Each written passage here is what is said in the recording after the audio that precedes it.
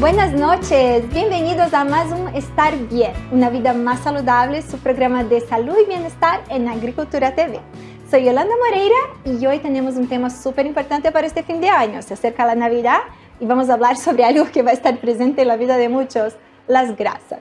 Es verdad que las grasas han cobrado muy mala reputación.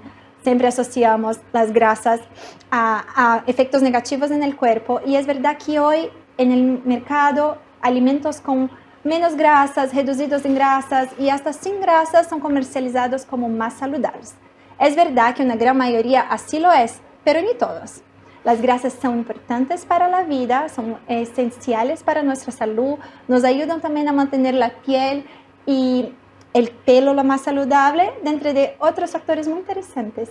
Y para hablar de este tema, es que tenemos el honor de contar con nosotros hoy en Estar Bien al profesor Edson Bustos, profesor asistente de la Universidad Finisterra en Nutrición y Dietética.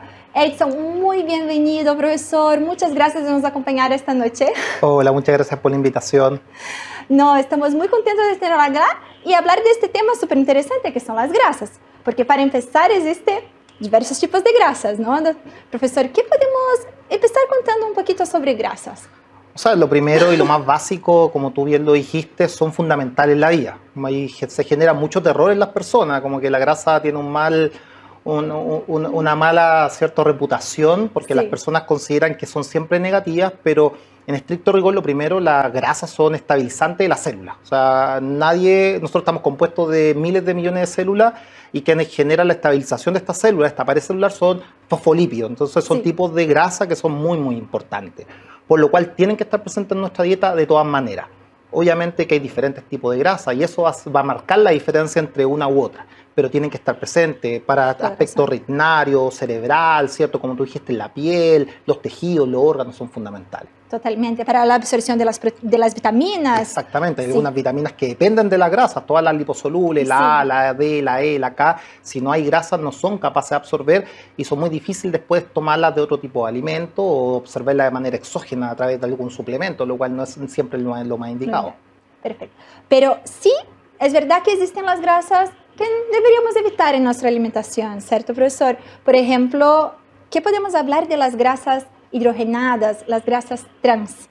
Claro, bueno, las grasas trans, y como dices tú, hidrogenadas, son estas tipos que se generan habitualmente. Primero son de origen muchas de estas animales y otras que se generan a través de algunos procesos químicos, industriales, excesos de temperatura, cambio en la composición, lo cual esta grasa que eventualmente inclusive podría ser de base positiva, una buena ácido graso o una buena grasa, si tú le generas mucha temperatura o le generas algún tipo de trabajo químico, la puedes modificar su estructura y esa grasa de tener una buena calidad puede pasar perfectamente a ser una grasa de mala calidad y puede presentar alto riesgo, por ejemplo, enfermedades coronarias, cardiovasculares, por ende, y obviamente también la obesidad, que lo vemos cierto tan frecuente en este país.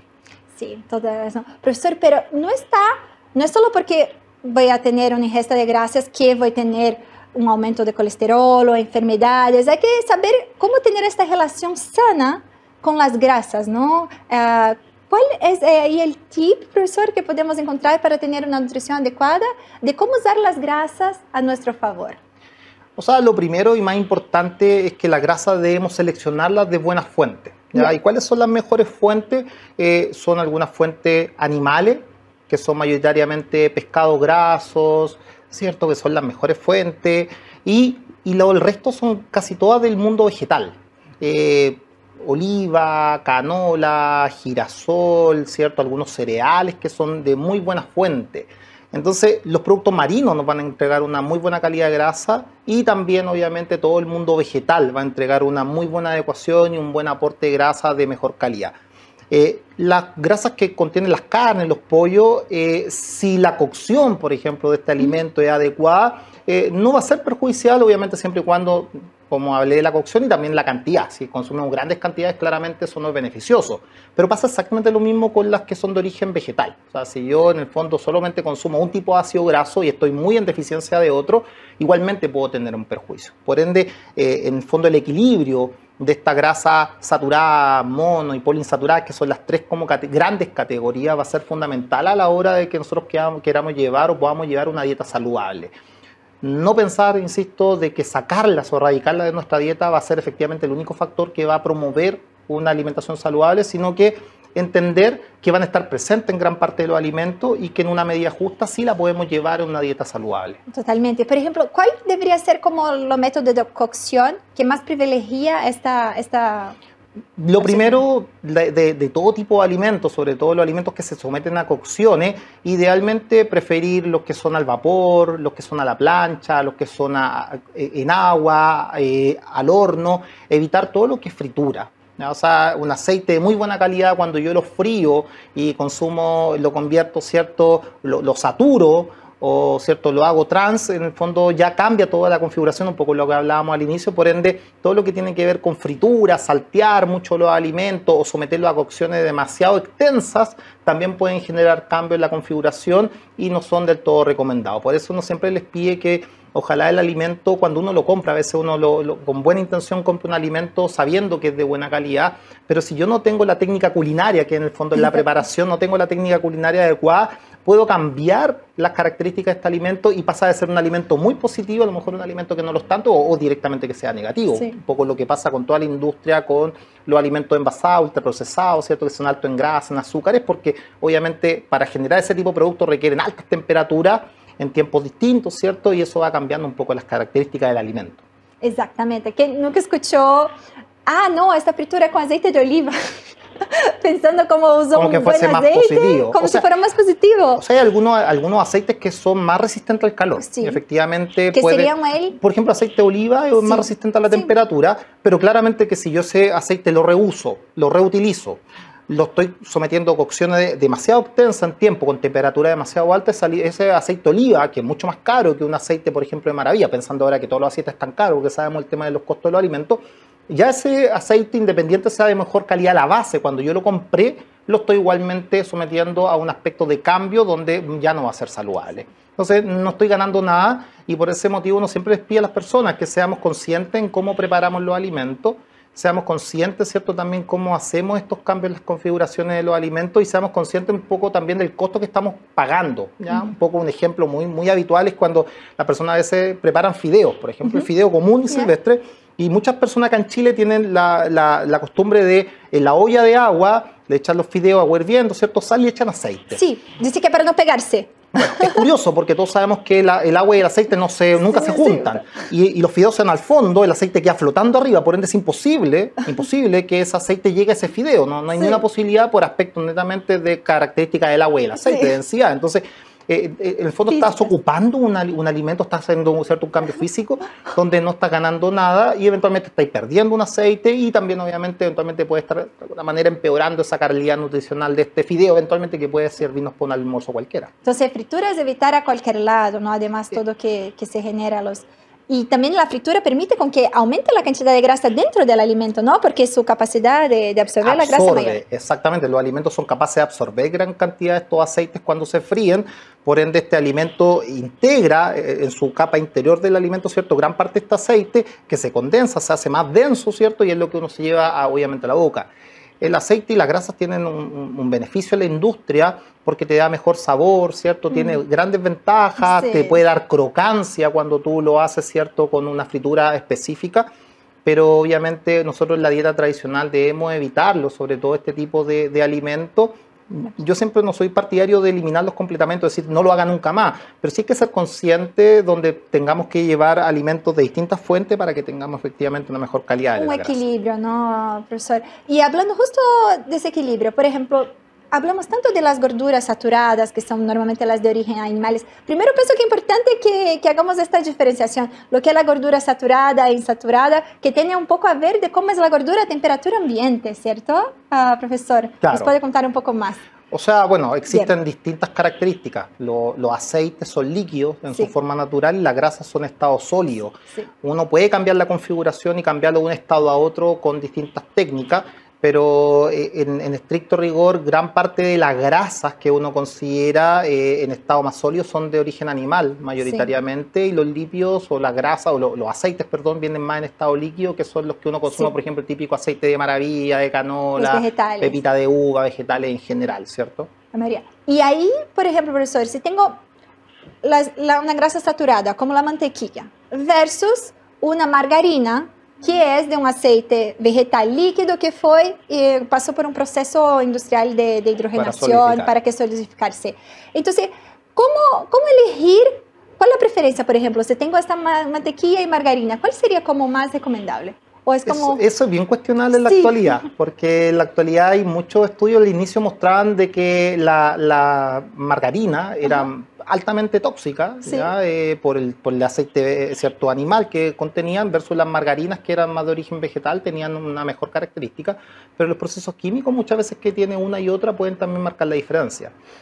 Como recomendación en general, un poco lo mismo. Cuando nosotros tengamos un tipo de dieta, tratemos de variar un poco el alimento y no exceder las cantidades. Hay gente, por ejemplo, he visto que saltea con aceite y además le echa mantequilla o margarina, como en exceso. Entonces uno dice, bueno, ¿cuál será la ventaja? Quizás si lo hizo porque a lo mejor era una preparación más gourmet, que necesitaba saltear, quizás con uno de los dos productos era suficiente, pero agregar un aceite y una grasa en la misma preparación quizás un poquito en exceso.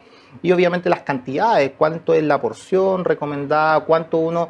es distinto comer pan con margarina o mantequilla, margarina con pan. Claro. Un poco las cantidades que a veces se pueden exceder. Entonces, todo en su justa medida puede estar incluido en una dieta, pero todo en exceso nos va a generar un problema y obviamente que estas cantidades van a eventualmente afectar también la salud. Pero es tan difícil justo esta justa medida de la grasa, sobre todo cuando uno se ve enfrente a una mantequilla o una margarina que la mano queda liviana. Claro. Para pasar, pero ¿cómo podemos medir, Edson, como la cantidad de grasa que necesitamos en un día? ¿Cómo podemos tener así intuitivamente, hablando en eso de una alimentación más intuitiva, de cómo limitarla, así, dónde poner ojos, esta cantidad de grasa que necesita, me estoy pasando? A ver, lo primero que uno debería pensar, sobre todo, por ejemplo, en alimentos que uno adiciona, como la margarina o la mantequilla, la porción es más o menos alrededor de una cucharada. Ya cucharada sopera, esa es la cantidad ya máximo. Entonces, en realidad es una pasada casi del alimento sobre el pan o lo que uno vaya a agregar. Respecto al resto del alimento, los aceites, uno siempre sugiere que sea una cantidad no más allá de 5 ml, que son aproximadamente una cucharadita y media, cucharadita de té, para adicionado crudo. Ya, por ejemplo, en una ensalada, en un alimento que uno lo pueda adicionar crudo. ¿Por qué motivo? Porque efectivamente gran parte de los alimentos que nosotros consumimos, cereales, carne de origen animal o vegetal, contienen aceite o contienen grasa. Entonces, en el fondo, cuando yo me excedo en la adición en alimentos que ya lo contienen, eventualmente claramente voy a tener una carga mucho mayor. Por eso es importante que la adición de este tipo de alimentos sea la más baja posible, porque los alimentos lo van a contener de manera natural. Alimentos, carne, ¿cierto? Pescado, ¿cierto? Algunos cereales, los aceites en general que nosotros consumimos, que ojalá sean crudos, porque eso también le genera un alto beneficio también al alimento. Claro. Entonces, idealmente, preferir mantener la ensaladita solo con limón y sal y guardar esta grasa para otro lado del día para distribuir. O sea, cuando tú le agregas, por ejemplo, una cucharadita de aceite a una ensalada, está perfecto. Ya eso no va a generar ningún efecto. Pero uno a veces pone así sin medir. Bañar probablemente eso va a ser innecesario.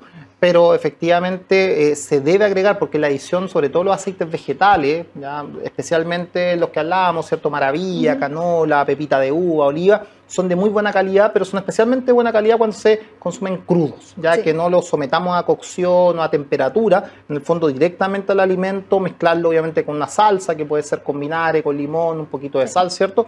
Va a ser ideal. Pero el gran riesgo que encontramos en la salud va a ser cuando efectivamente nosotros cambiamos la configuración de estos aceites por las temperaturas, especialmente, que son los que más afectan, y obviamente que eso puede generar aspectos de salud cardiovascular. Hay estudios muestran como si uno, por ejemplo, cambia o consume más alimentos de ácido graso saturado, tiene más riesgo de enfermedad coronaria, ¿cierto? Infarto al corazón, enfermedades cerebrovasculares, alteraciones del perfil lipídico, colesterol alto, ¿cierto? Que uno lo conoce, ¿cierto? Como el colesterol elevado. También hay relación con diabetes, aumento ¿cierto? De la insulina y otros marcadores que son metabólicos. Por ende, es fundamental que nosotros entendamos, primero, no tener miedo a este alimento, pero entender de que en el fondo el racionamiento, el aprovechar el alimento de la mejor forma va a ser mejor al que no lo tenga o lo tenga en exceso. De todas maneras. Pero hablando de eso, de no tener miedo, Edson, es súper importante dejar claro que tenemos los ácidos grasos. Las grasas, ¿no? Vienen de ácidos grasos esenciales.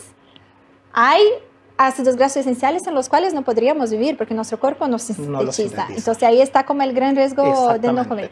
¿Y qué podemos hablar más sobre eso? O sea, de los ácidos grasos, los dos que son grandes ácidos grasos que no son sintetizados por el cuerpo son el omega 3 y el omega 6. Exacto. Ya el omega 3 probablemente es mucho más conocido porque mucha gente inclusive consume suplementos omega 3 porque son más complejos conseguirlo, porque son mayoritariamente del mundo animal y mayoritariamente de pescado, marisco y alimentos fortificados. ¿Ya? En el fondo, por ejemplo, pescados como el salmón, la sardina, el atún, pescados que son azules, que se llaman, que son los pescados de profundidad, que generan más, ¿cierto? Que a veces cuando uno abre un pescado como esa parte más oscurita, bueno, ese es donde está el ácido graso, ahí está, ¿cierto?, aglomerado. Y obviamente son mayoritariamente de ese mundo, pero adicionalmente también los vamos a encontrar en menor cantidad, por ejemplo, el omega 3, yo mencioné ya algunos alimentos que son del mundo, ¿cierto?, marino, pero también lo vamos a encontrar, por ejemplo, en el aceite de canola, de chía, de linaza, en la nuez también encontramos un poquito, por ejemplo, porque hay personas que no consumen, porque son veganas o vegetarianas y no consumen productos marinos, vamos a encontrar algunos precursores, no necesariamente la forma activa, el ácido araquidónico, ¿cierto?, perdón, el EPA o el DHA, pero podemos encontrar, ¿cierto?, estos promotores que de alguna manera se van a convertir en una cantidad importante. En granos de semillas. Claro, por otro lado vamos a tener los ácidos grasos omega 6, que mayoritariamente vienen en los aceites generales, ¿cierto?, de maravilla, también el oliva tiene una importante cantidad, a pesar que tiene mucho oleico, y estos ácidos grasos en el fondo tiene que haber una relación, ¿ya? Que esta relación habitualmente dicen que cada 3 o 5 gramos de omega 6 yo debería consumir uno de omega 3. El problema con las dietas tradicionales chilenas y un poco occidentalizadas es que nosotros consumimos mucha más cantidad de omega 6, mucho más. 3. Y el omega 6 se le ha dado un papel, comillas, proinflamatorio, a diferencia del omega 6 proinflamatorio y omega 3 que sería antiinflamatorio. Antiinflamatorio me refiero que puede tener más riesgo de enfermedades coronarias, obesidad, entre otros. Entonces esa relación justa nos va a ayudar efectivamente a que nosotros tengamos un mejor perfil lipídico, pero adicionalmente un menor riesgo de tener estas enfermedades. Por eso es importante, porque en las dietas tradicionales chilenas se ha visto que la relación omega 6 con el omega 3 puede llegar a ser 10 a 1 o 20 a 1. O sea, la gente consume. ¿Por qué? Porque nosotros somos grandes consumidores de aceite, por ejemplo, de maravilla. No estoy diciendo que sea malo, pero somos muy bajos consumidores de semillas, de pescado, de marisco. Entonces, eso también genera de que tengamos mucho de uno y poco del otro. ¿Y entonces, eso tiene una interferencia directa en el colesterol también? Tiene una relación directa en el colesterol y obviamente eventualmente riesgo de tener estas enfermedades coronarias que uno menciona, que además son de las principales causas de muerte acá en Chile. Entonces ahí está justificada la suplementación de omega 3 que es tan corriente. Yo siento que hasta las personas se autosuplementan con omega 3. La suplementación de omega 3 especialmente, bueno, es el más limitante, más que el omega 6, porque dijimos que había mucho más libertad en el fondo de adquirirlo, más fácil, pero la suplementación siempre se justifica cuando uno visualiza a nivel plasmático, o sea, con una toma de muestra sanguínea que efectivamente hay una deficiencia.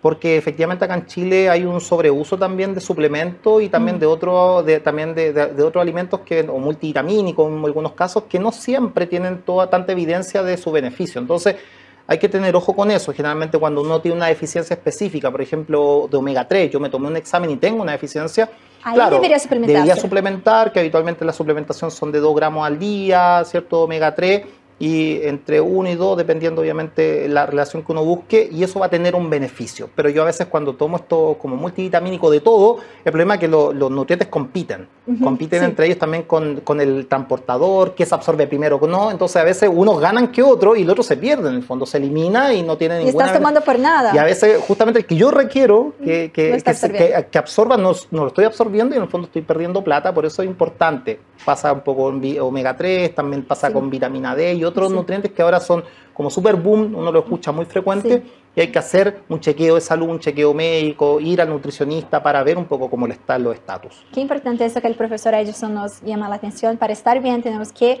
consultar a nuestro profesional de la salud y ver exactamente para no suplementarse en vano, ¿no? Que está tan en el boom la suplementación.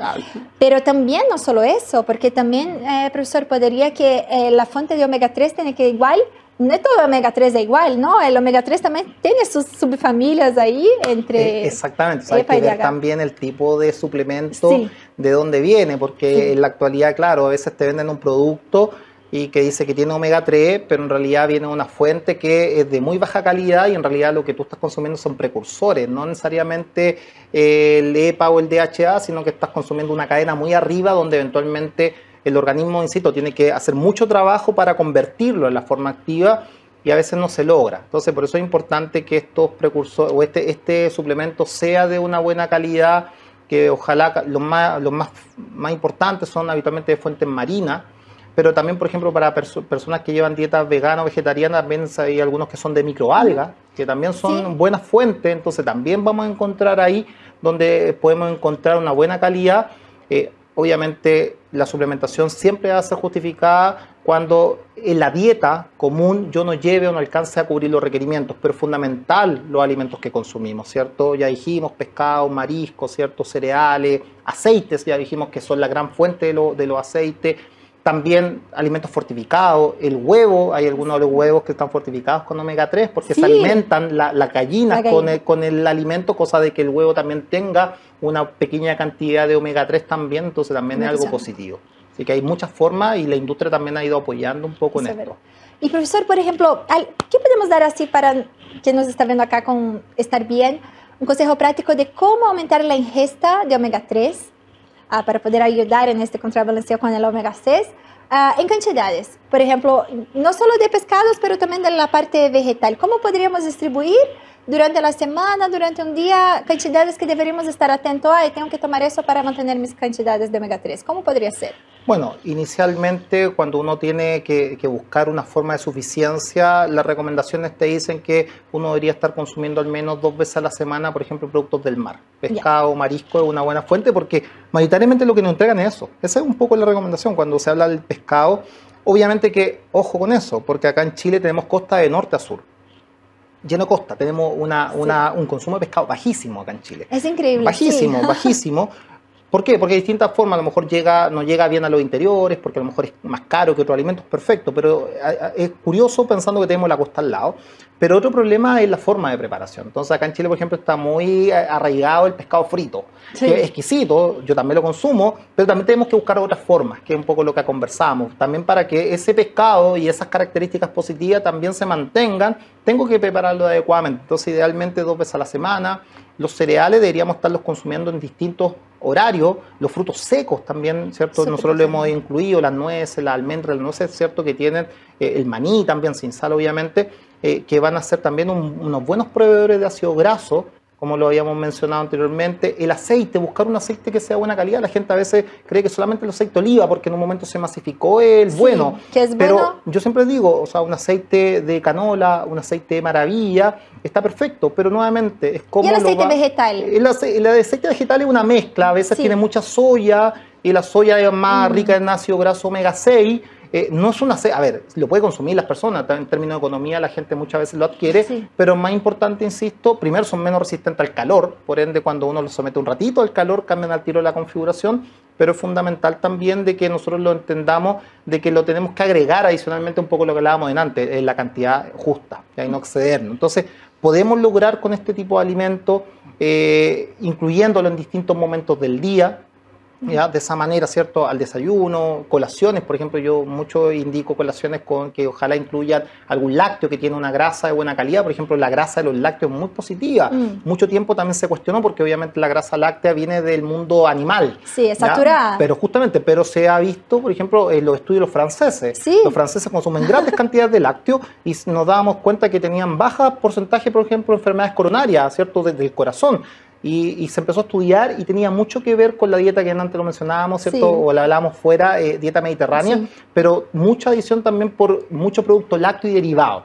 Y se ha visto que efectivamente esa grasa, a pesar de ser saturada, tiene algunos beneficios por la forma de preparación o el tipo de producto, que también tiene una grave fermentación, entonces también tiene otros condicionantes. Además, un yogur, ojalá natural, puede tener probiótico, ¿cierto? Que también es una ventaja. Entonces, cuando nosotros llevamos una dieta que sea variada, equilibrada, vamos a lograr no solamente adquirir grasa, sino que todos los otros nutrientes de manera adecuada. Y sin muchos exageros, ¿no? Como permitirse un poco de todo con los cuidados, con las cantidades como adecuadas que vienen. sobre todo eso que hablábamos de la dieta mediterránea, súper interesante, como que puedes tener una dieta como rica, la dieta mediterránea deliciosa, y mantener sus niveles de grasas y mantener también la salud y la obesidad también controlada, ¿no? Exactamente, exactamente. O sea, un poco lo que tú mencionabas. Nosotros hay que darle más fuerza a algunos alimentos que tienen calidad nutricional importante y que a veces la gente o no los tiene muy integrados, a veces inclusive mal mirados. Ya, por ejemplo, hablo de las legumbres. Estaba pensando ahora en las legumbres que tiene, a lo mejor salimos un poco del área porque tiene proteína de muy buena calidad, tiene un poco de grasa también de una calidad adecuada, pero a veces la gente lo tiene como, lo mira como un aspecto económico o a veces considera que socialmente es como alimentación de estratos socioeconómicos más bajos y en realidad son alimentos de muy buena calidad. Entonces un poco la dieta mediterránea que aporta mucha fibra a través de fruta y de verdura, grasa de buena calidad a través de los lácteos, de pescado, mucho producto marino, que es donde nosotros deberíamos colocar el énfasis y obviamente cereales, pseudocereales y legumbres que nos van a aportar el carbohidrato de buena calidad, proteína de buena calidad, ¿cierto? Cuando uno lo va compensando. Entonces ese es un poco, nosotros geográficamente tenemos todo para poder llevar dieta de ese tipo. El problema es que nos ha faltado impulsar y obviamente que a veces el tema de los costos de algunos alimentos genera un poco más de dificultad. Como el caso de los pescados. El caso de los pescados. Sí, el caso de los pescados, pero a veces, claro, también hay que entender... Pero lo puede compensar con legumbres, que es bastante más se puede compensar y adicionalmente en la cantidad. A veces uno considera que, porque en realidad la porción, por ejemplo, un pescado abarca aproximadamente entre 120 y 150 gramos. Entonces, a veces el chileno está acostumbrado a comer grandes cantidades, entonces considera que para comer una familia de 4 requiere, no sé, al menos 2 kilos de algo. Y no es así, no es así. O sea, la persona perfectamente si ajusta la porción adecuada, porque no es lo único que va a comer, perfectamente cuando tenemos un alimento, un almuerzo, donde tiene una ensalada de entrada, un plato de fondo, un vaso de agua y a lo mejor un postre que sea una fruta, ya no estamos hablando de un plato único que es el plato de fondo, cuando la gente, claro, come grandes cantidades y eso no aporta claramente a la variedad también. Entonces, para poder finalizar, acá con el profesor Edson Bustos, vamos a recordar que para estas fiestas tengamos una alimentación con grasas, permitimos las grasas, evitemos las frituras, foquemos en las legumbres, en los granos también que nos pueden aportar mucho y tengamos una Navidad muy rica en omega 3. ¿Cierto, profesor? Así que, profesor, fue un gusto. Muchas gracias por esta conversación, por todos estos conocimientos en grasas y qué lindo hablar de estar bien, hablar de nutrición y sentirnos cada día mejor. Así que muchas gracias. Espero que sigamos viéndonos, profesor. Sí, tenemos mucho que conversar. Sí, hay muchos temas interesantes y siempre uno espera que estos espacios se abran porque son útiles para las personas y pueden apoyar a la familia cuando piensa, por ejemplo, en la planificación navideña, que es lo que hacemos. Entonces, ojalá que algunos tips les puedan servir en estos casos. Súper, profesor. Muchísimas gracias, profesor. Esto fue Estar Bien, una vida más saludable. Nos vemos acá todos los jueves a las 20 horas en Agricultura TV.